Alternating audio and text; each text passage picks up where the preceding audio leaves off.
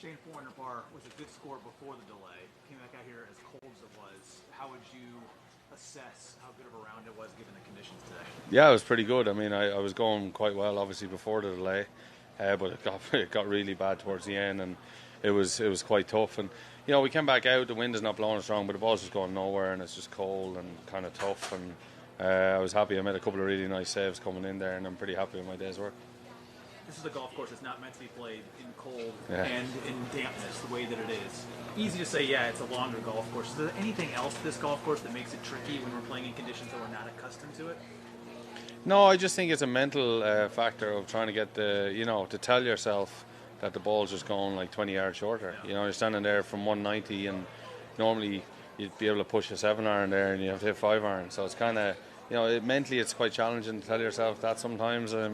But the guys who do that best this week, because it's going to be cold all week, and I think the ball's not going to be going very far for most of the week. So yeah, it'll be interesting to see what the scoring does over the next few days. I'd imagine it's still going to be pretty decent because it's pretty soft and the greens are perfect. So we'll see. Certainly not your first weather delay. I'm curious, as you've gotten to be more of a veteran in your professional career, have you learned about how to treat weather delays? Is there something you do differently than you used to do, or just ride it out?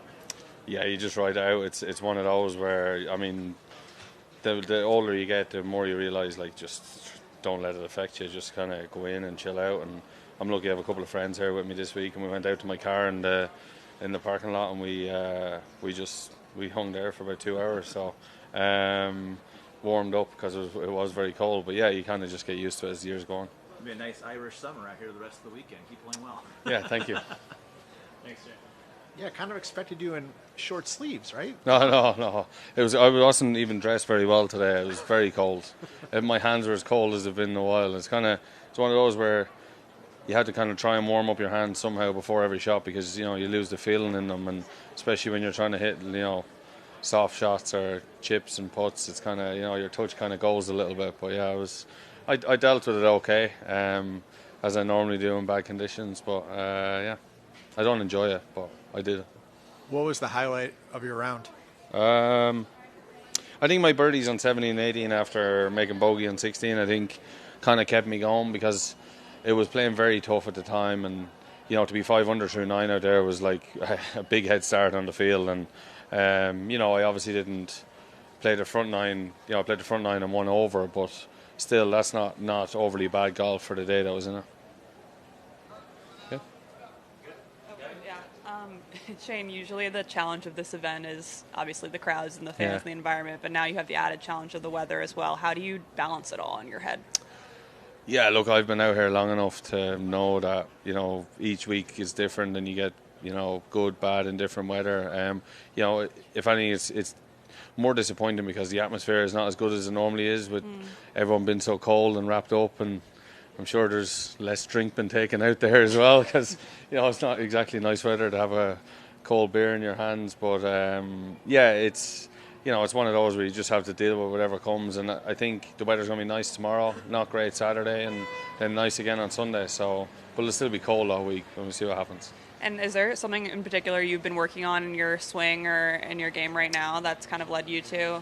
No, I didn't play. I haven't played a whole lot of tournaments since the Ryder Cup. I played once in November, and then my first one was Palm Springs, and I missed a cut there, but I shot 12 under. So I mean, it was one of those where probably should have been better, but I was pretty happy where my game was at. And then Torrey Pines, I finished middle of the pack, but I was pretty happy with how I played that week. And practice has been going pretty well at home, and I went out today and showed that I can still play at the odd time, and I know I just need to kind of keep going. Like, I'm trying to build for the big weeks. I've a bit of a weird schedule this year. I'm not in some of the big tournaments, which is pretty annoying to be sitting at home watching those on TV. So kind of gives me that little bit of motivation maybe to try and play as good as I can this week to get into next week. But we'll see what happens. Do you think that kind of lights a fire under you, just knowing that you have those? Yeah, obviously those events in the PGA Tour are huge, but ultimately for me, I look at the Masters in April as a huge kind of goal, and everything over the next few months is kind of gearing towards that. So if anything, I feel like I played too much at the start of last year because I had to play all the designated events. Whereas this year I'm going to have a little bit more time off, a little bit more rest, and a little bit more time to practice, which is nice as well. Are you going to try to write for exemptions? Ask. I've written to everyone You have. with no luck so far. So yeah. And would you have come out to party today, to the tournament? No, I said to the boys, there's a group of lads on the 6th hole. When it was raining, I said, "What are you guys doing out here? Like, surely you can find the closest bar or do something else." But like, I mean, the rain was coming in sideways, and they were standing there to watch us hit a 6-iron 160 yards. I was like, "Would you just go home?" It's like, it was like one of those. It was honestly, it was horrible. It was tougher conditions I can remember for a while. Thank you, Shane.